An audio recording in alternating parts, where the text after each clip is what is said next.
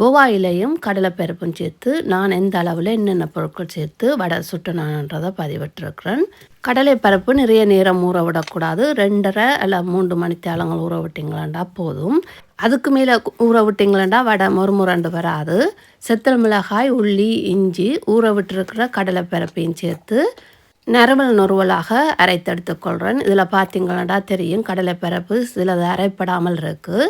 தேவையான அளவு கறிவேப்பிள்ளை, பெருஞ்சீரகம், வெட்டி வச்சிருக்கிற வெங்காயம், கோவா இலை, தேவையான அளவு உப்பு. கோவா இலை அந்த தண்டுகளோடு தான் நான் வெட்டி சேர்த்துருக்கிறேன். வடை சாப்பிடும்போது நல்ல சுவையாக இருக்கும்.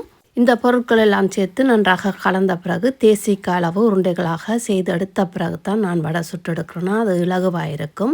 தேவையான அளவு எண்ணெய் விட்டு நல்லா சூடாகின பிறகு எல்லா வடையும் தட்டி பொன்னிறமாக முறுமுரண்டு பொரித்தெடுத்துக்கொள்கிறேன். நான் எடுத்திருக்கிற இந்த அளவில் 45 அல்லது 50 வடை செய்யலாம். நான் 50 வடைகள் சுட்டெடுத்தேன்.